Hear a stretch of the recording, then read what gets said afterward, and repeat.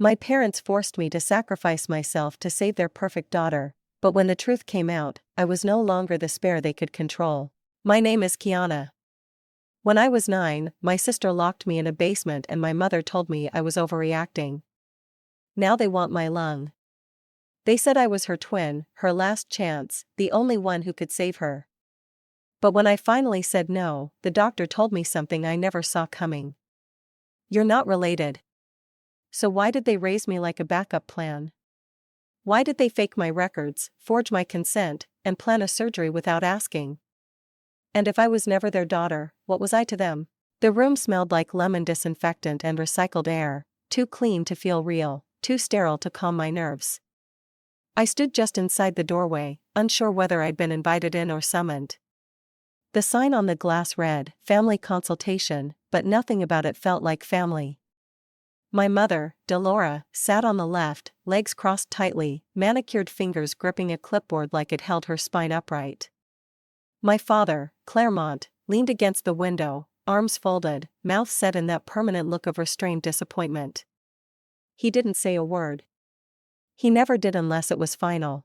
"Sit down, Kiana," Dolores said, motioning to the empty chair across from her. Her voice was wrapped in that tight, polite tone she used when we were in public or about to break something sacred. I sat slowly.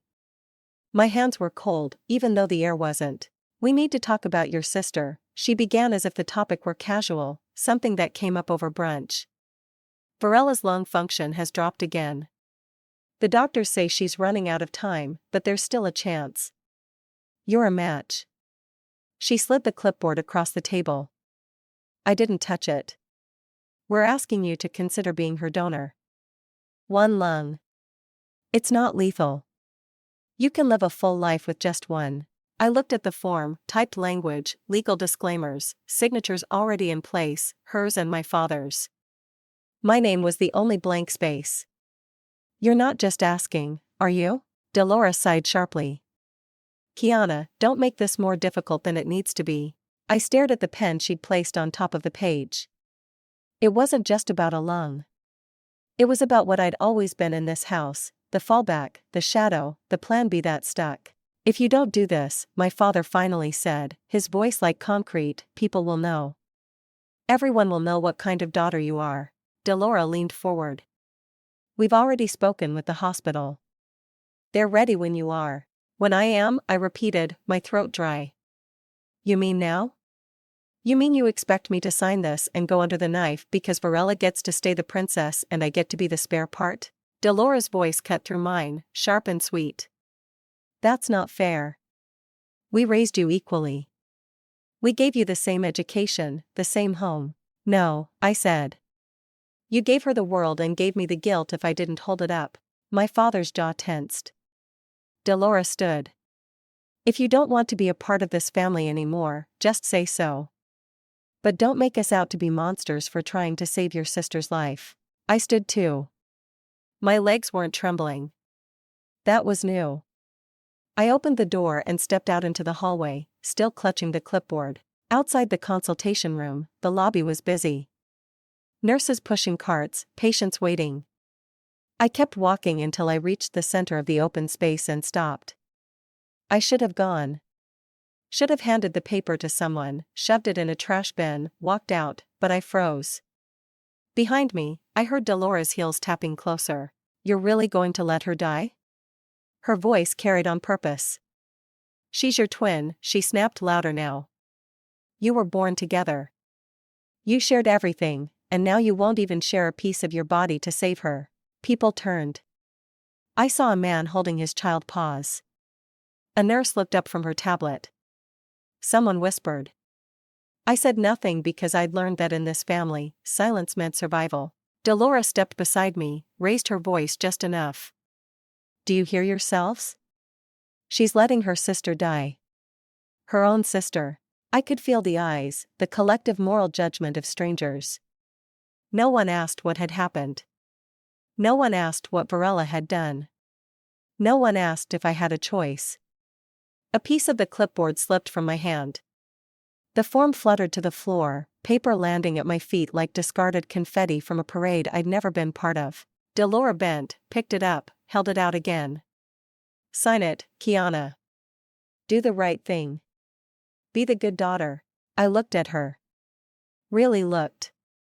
Not just at the makeup or the designer jacket.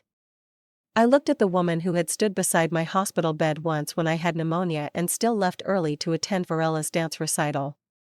You never asked what I wanted, I said. You only asked what you needed me for. Her face faltered, just a flicker.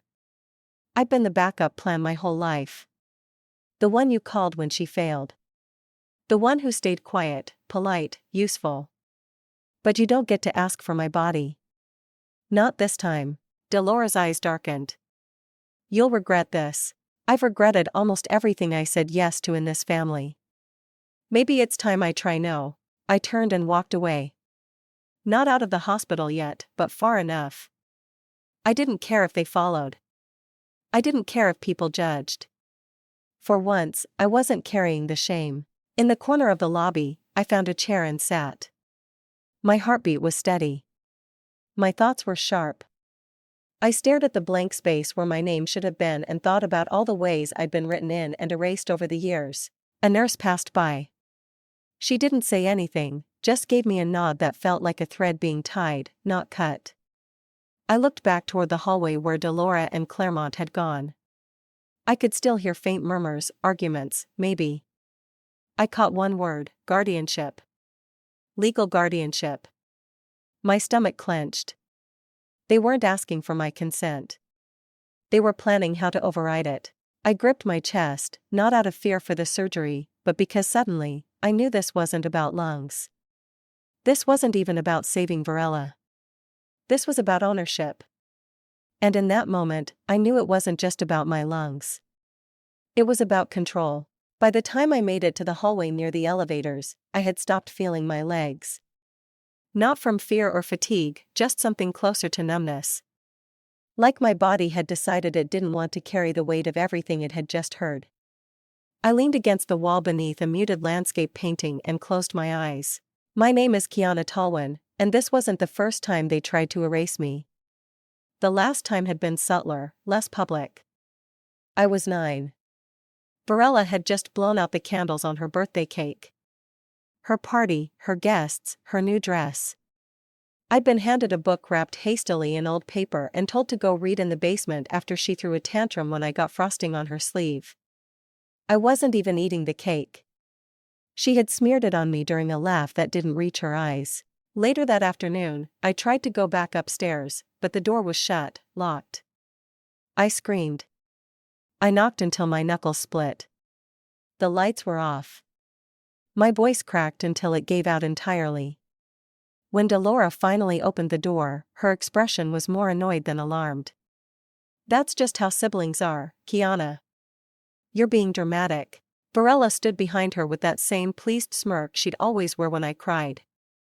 Back then, I thought maybe I'd done something wrong, talked too much, tried too hard, asked for too much space in a house that had only ever belonged to one daughter.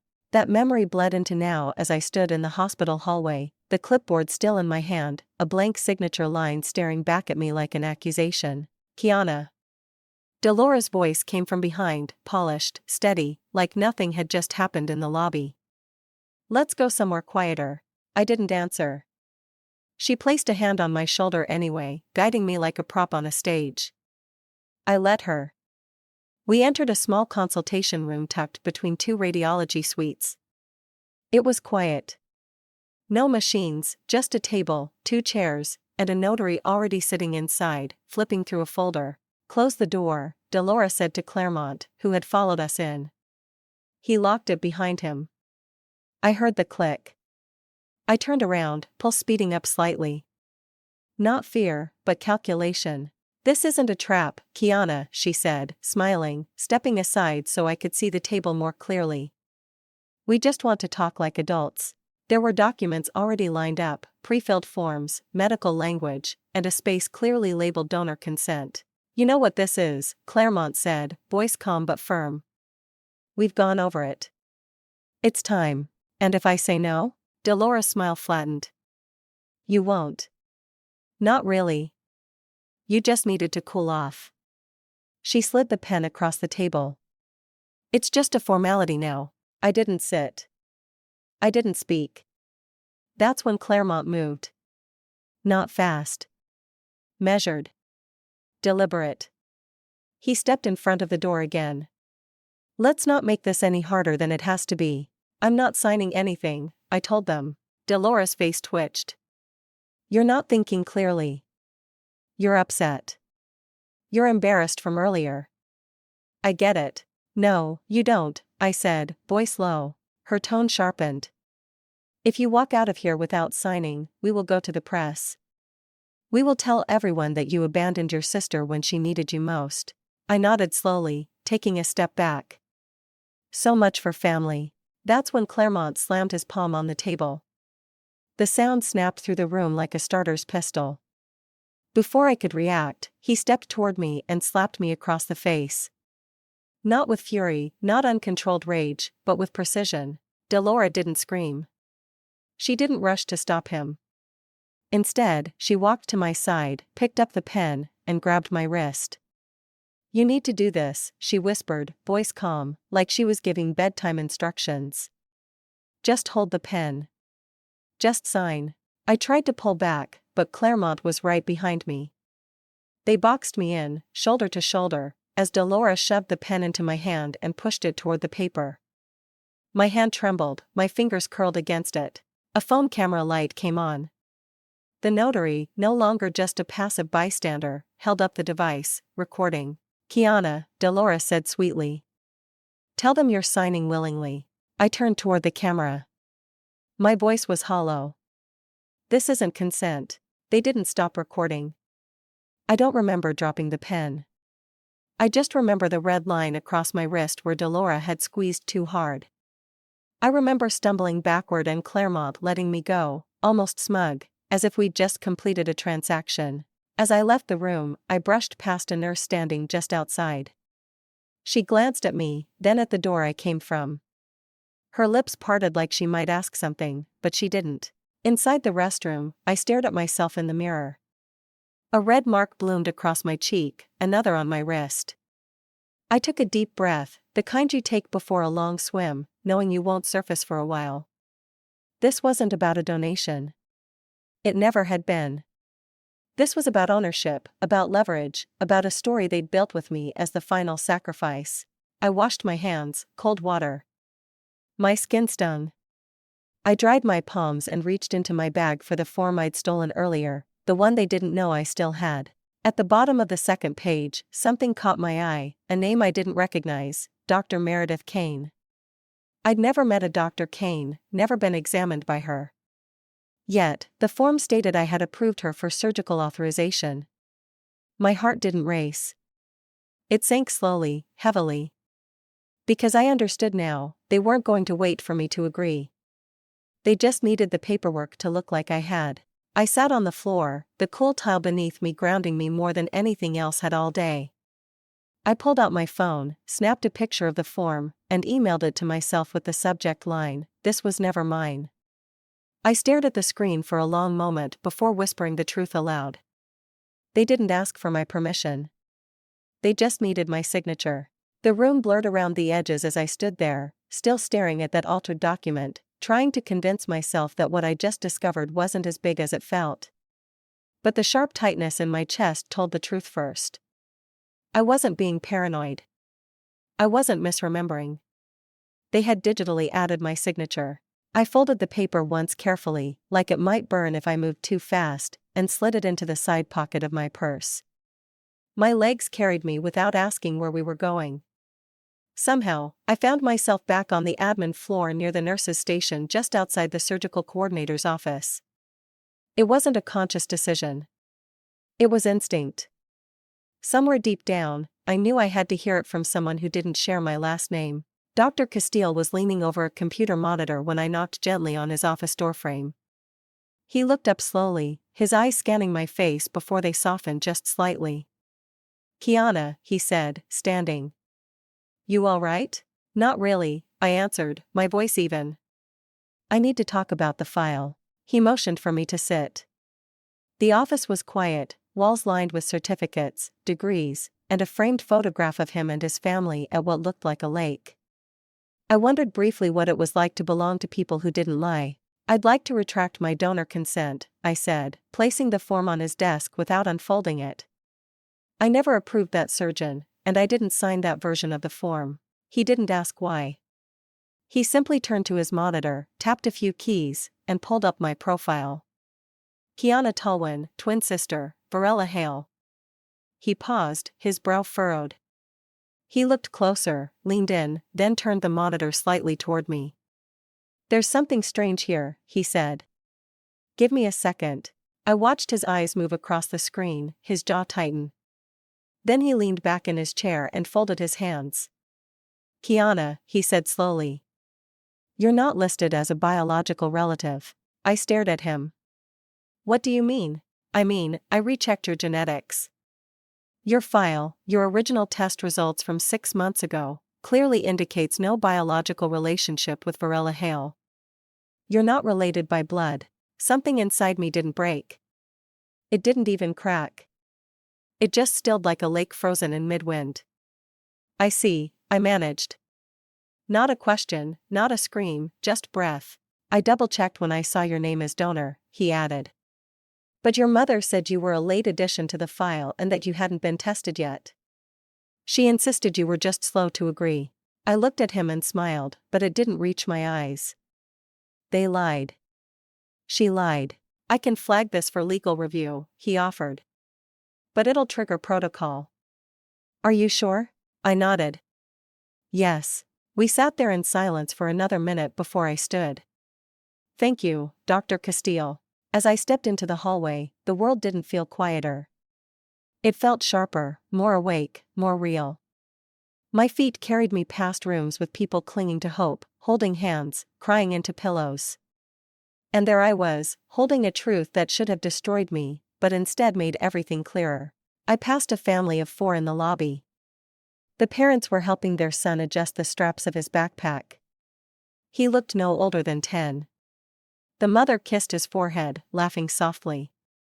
The father ruffled his hair and handed him a juice box. I had never had a moment like that. Not even close.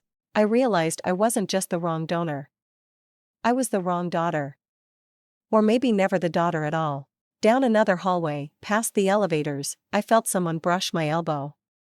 A nurse, older, tall, silver hair tucked under her cap, slipped something into my hand without stopping. I turned to look, but she was already gone. In my palm was a sealed manila envelope. On the front, in small handwriting, "Before it's erased again."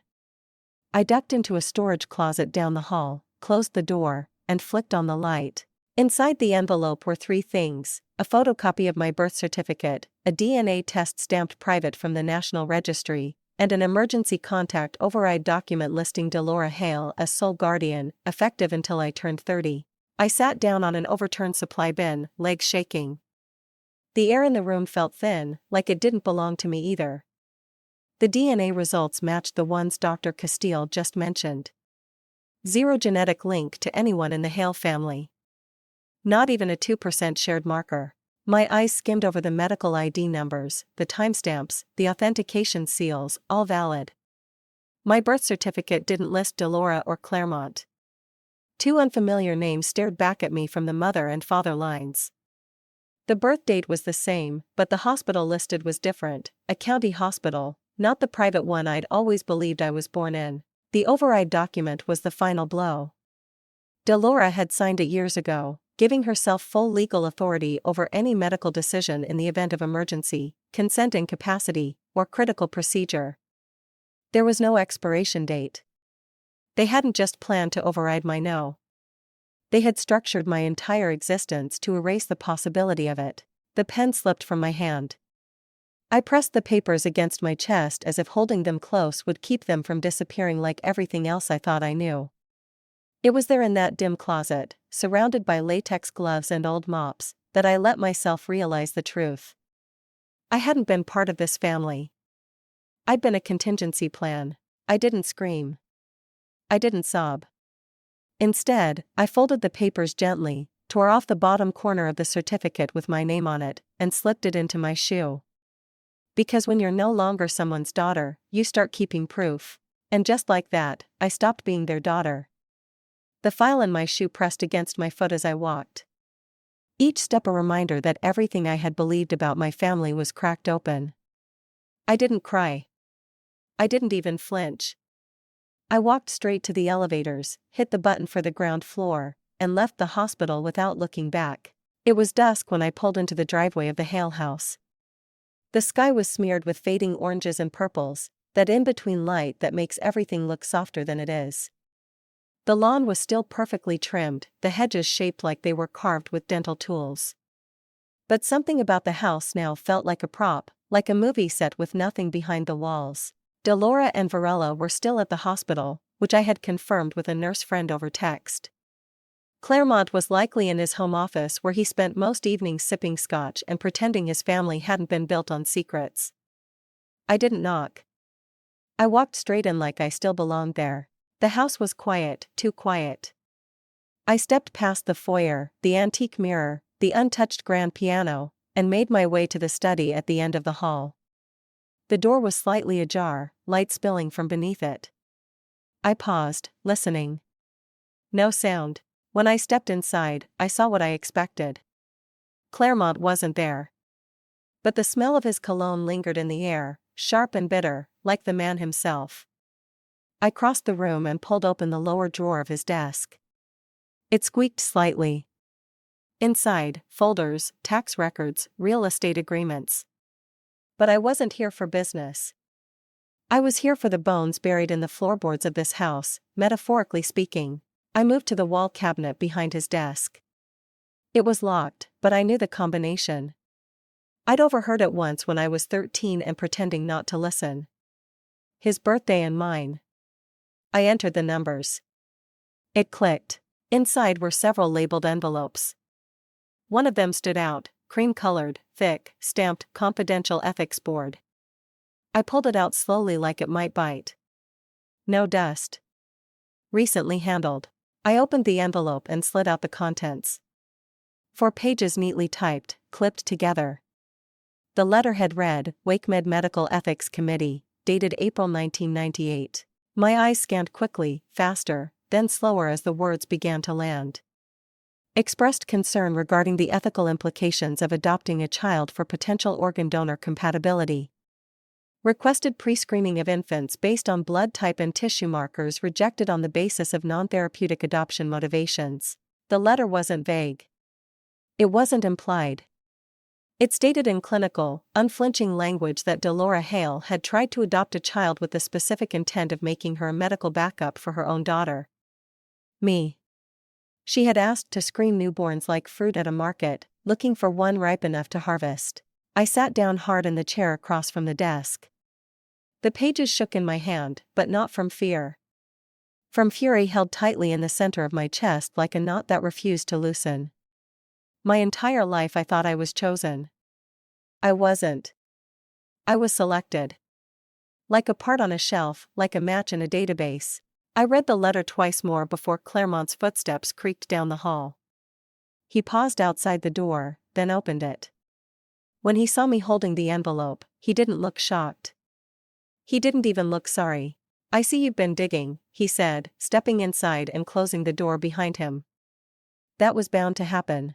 I didn't stand. I didn't hand it to him. I simply stared at him. You knew, I said. You let her do this. He didn't answer immediately. He walked over to the small cart in the corner and poured himself a drink. No offer for me. We did what we had to, he said quietly. Varela needed a match. And I needed a family, I shot back. That made him pause. I was 9 when I realized you loved her more, I continued. But I was old enough to hope you'd lie about it better. Turns out you didn't even try. He turned to face me then, drink in hand, eyes flat. It wasn't about love. It was about survival.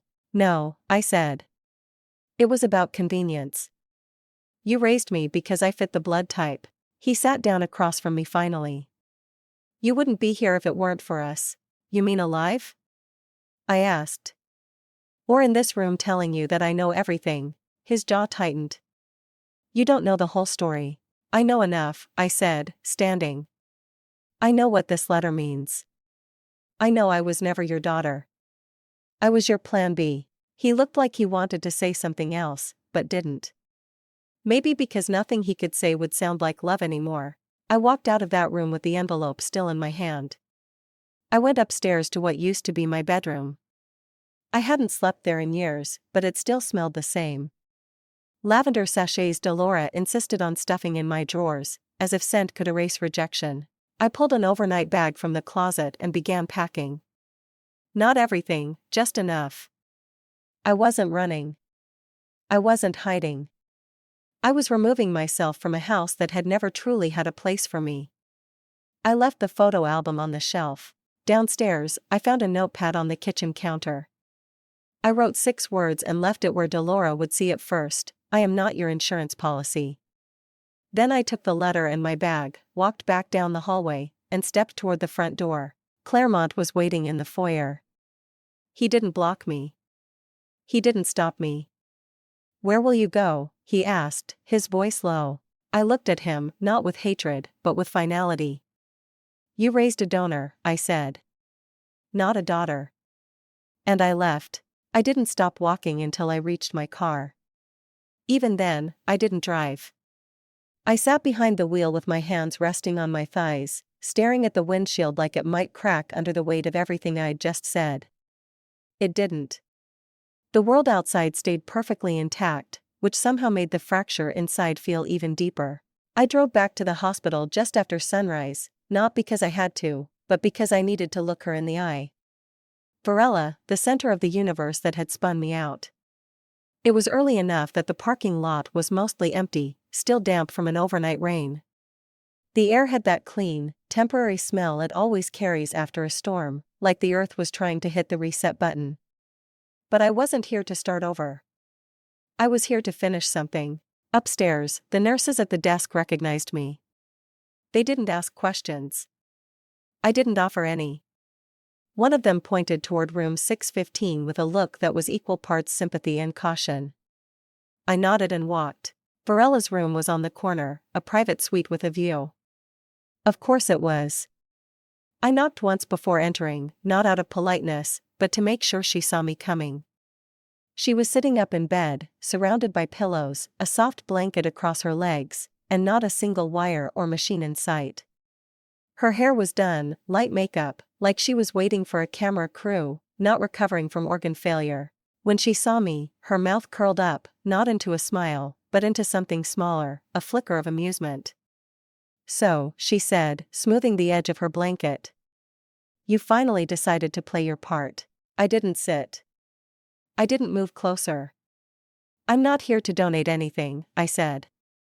Let's start there. She raised an eyebrow.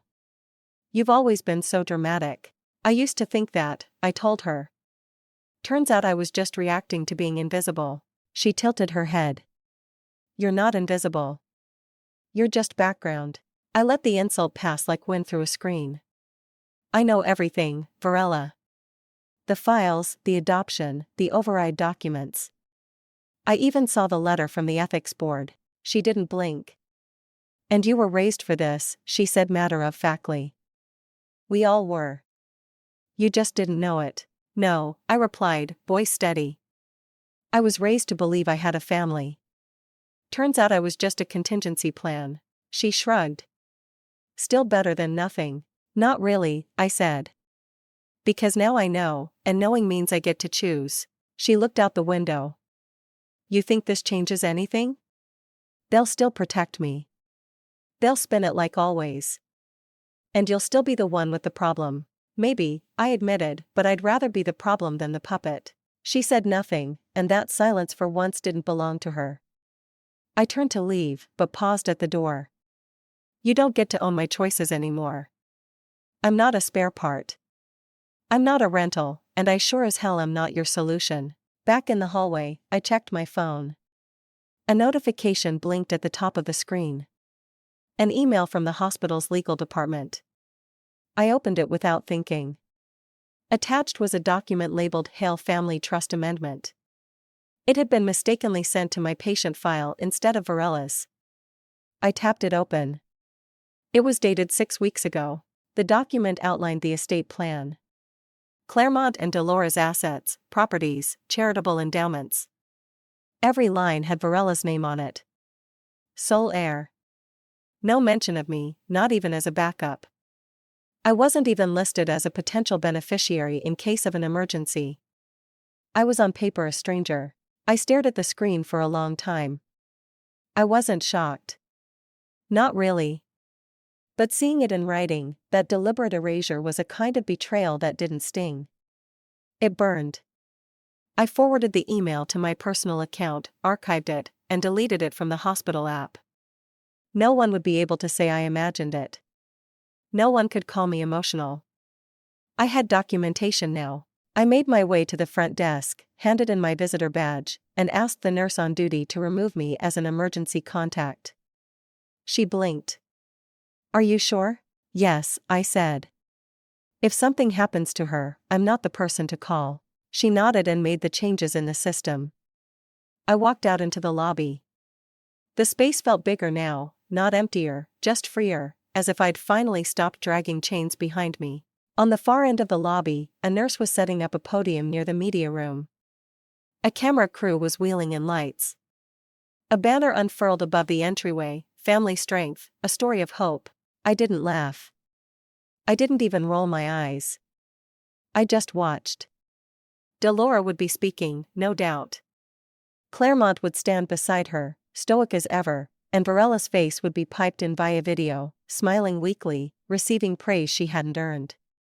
They'd talk about resilience, about sacrifice, about how one family stuck together through it all. They'd spin the story like they always had, polished, prepped, rehearsed. But not this time. I wasn't going to be the quiet backdrop. I wasn't going to be the untold chapter. This wasn't my family's home anymore. It was their stage. I stepped back from the edge of the media room just as the lights were dimming for a test run.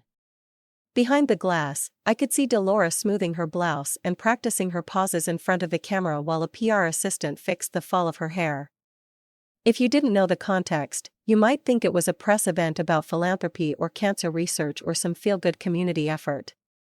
But I knew what it was, a well-choreographed lie. I turned away and headed straight for the hospital's administrative wing. My sneakers made little sound against the polished floors, but every step echoed loud in my chest. I had no plan beyond one clear need: confirm the truth formally within their system, not mine. I reached the ethics office and rang the bell at the front counter. The receptionist glanced up from her computer. Can I help you? Yes, I said. I submitted a complaint last week regarding consent falsification for an organ donation. I need to know the status. She typed something, eyes flicking across the screen. Then she paused. I don't see anything under your name. I pulled out my phone and tapped into my email. Here's the submission confirmation timestamped. I received it the moment I filed. She leaned forward, adjusted her glasses, and stared. That's strange. It should be here. Looks like someone withdrew it on your behalf. My stomach dropped. Can you see who? She hesitated, then clicked around.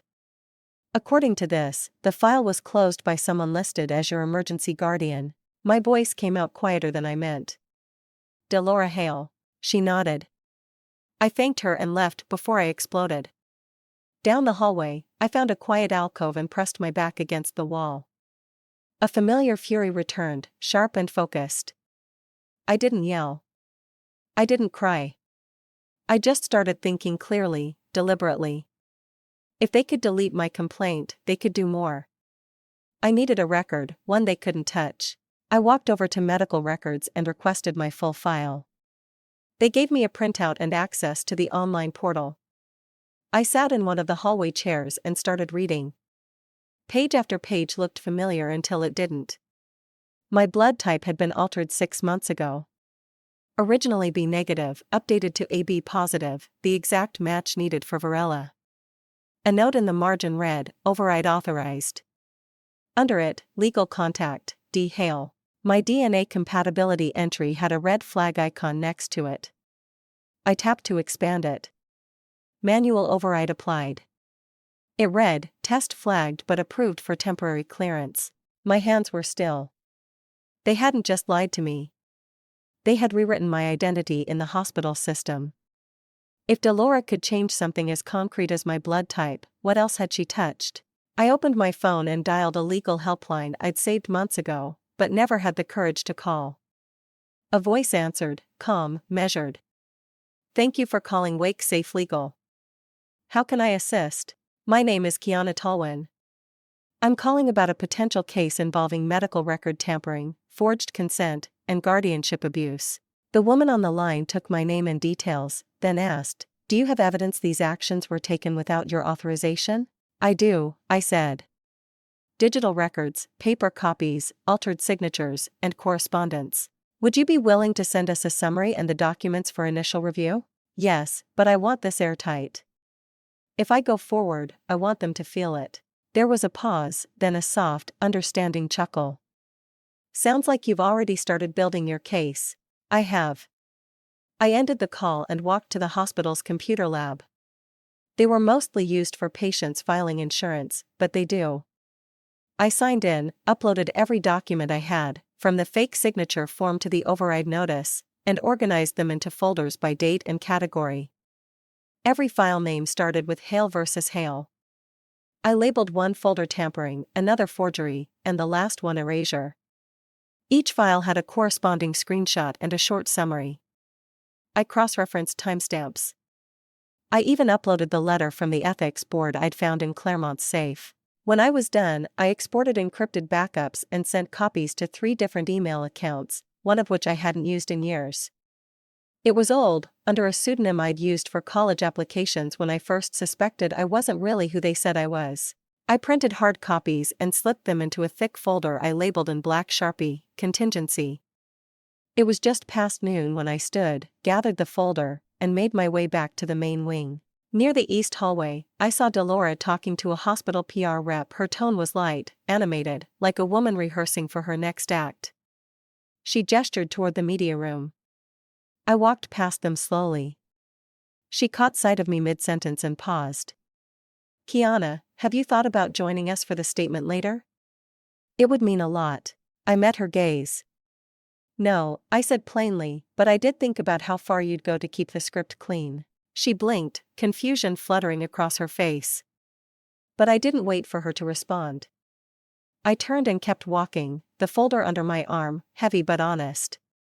If they wanted war, I'd give them one with a paper trail. The folder was still warm when I handed it over. I watched the receptionist glance down at the bold letters across the cover, "Hale versus Hale."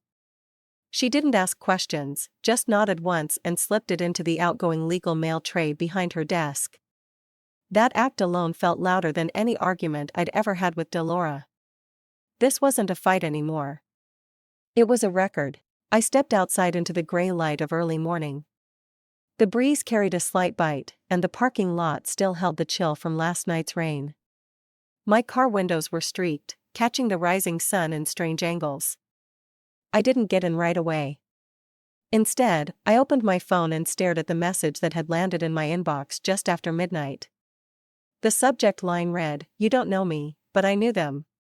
No greeting, just a name I didn't recognize, Dr. Samuel Abrams, and a single sentence, "I kept something I shouldn't have." He'd left a phone number and the name of a small diner on Glenwood, just off the main strip. Said he'd be there at 8 a.m. It was 7:42. I got in my car. Traffic was light. Downtown Raleigh hadn't fully stirred yet, and the roads gave me time to think, but not too much. I parked in front of the diner and saw him right away. He was sitting in a booth by the window, nursing a cup of coffee and flipping through a manila envelope. He stood when I entered. "Miss Tolwyn." "Yes," I said. He looked older than I expected. Late 60s, maybe early 70s. His hair was mostly gone, but his presence was intact. "Steady." He gestured to the booth across from him. "I was working at WakeMed in '98, he said once we sat. Not for long after that, but long enough." He tapped the envelope. I didn't say anything then. I regret that now. He pulled out a folded letter, aged paper, typewritten text, creases deep like a letter read and reread and hidden for decades. I was approached by Delora Hale and her husband. They wanted to adopt a child. At first, it was straightforward.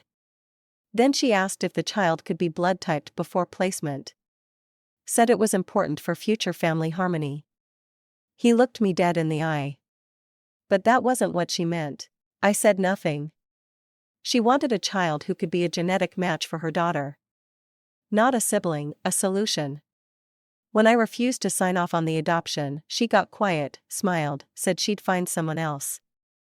And she did. He pushed the letter toward me. It was his written refusal, dated April 1998.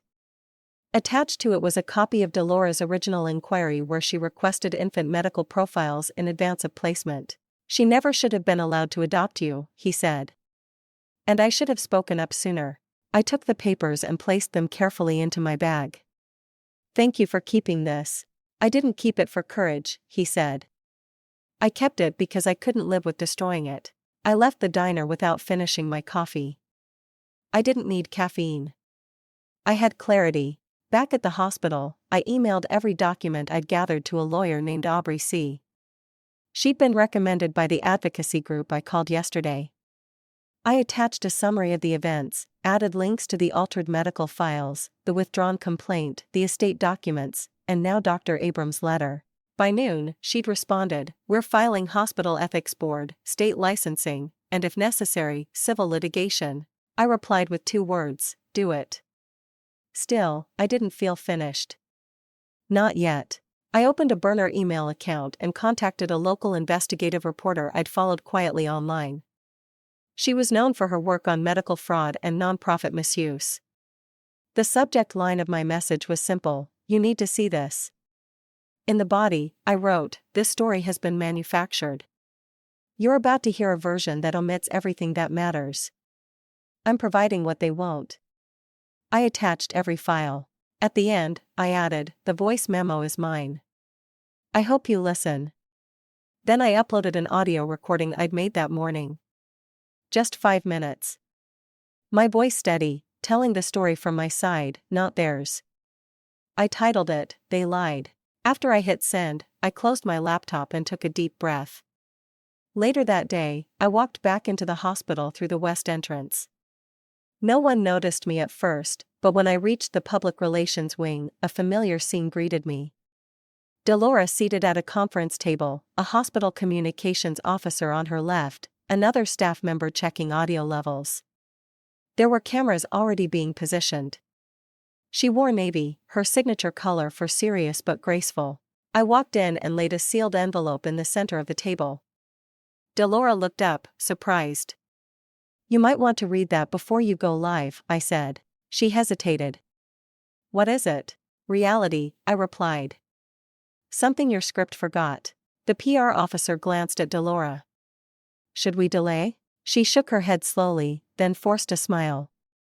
"We'll proceed as scheduled." I turned and walked out, not because I was done, but because I knew the timer had been set. They thought I'd whisper, but I was about to go live. The moment I stepped into the media room, the chill wasn't from the air conditioning.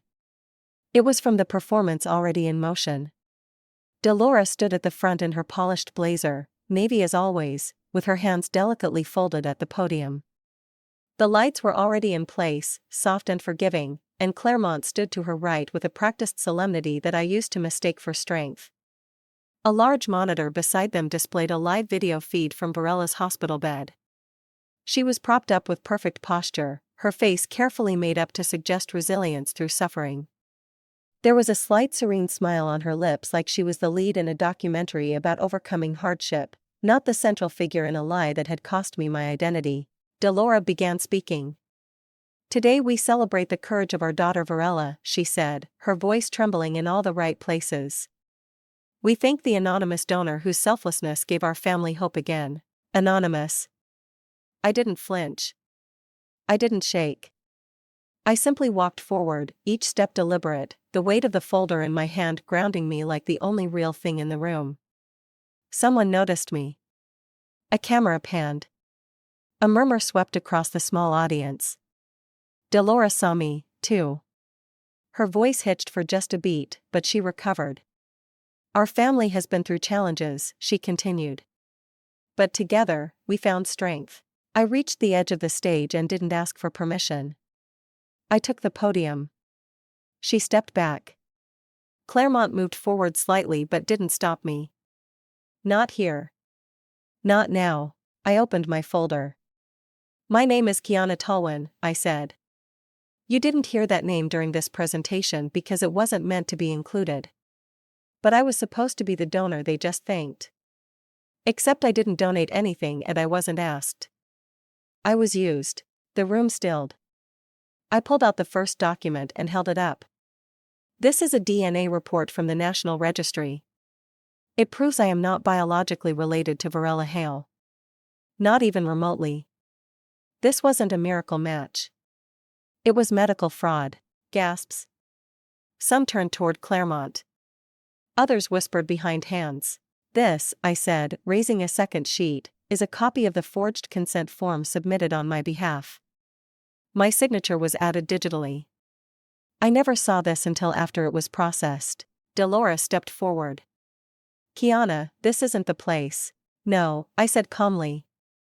This is exactly the place. I slid a flash drive across the podium. It contains backup documentation, video, email, system logs. Even the original letter from Dr. Samuel Abrams, dated 1998, who refused to approve my adoption on ethical grounds. Because this adoption wasn't about building a family, it was about building a match. I looked straight at the audience. I was adopted to save someone, not to be loved, but to be useful. Delora swayed.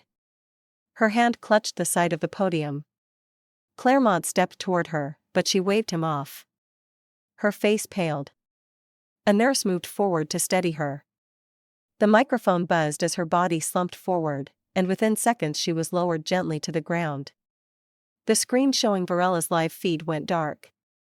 No sound, no clapping, no protest, just silence. In that space, I didn't gloat. I didn't celebrate.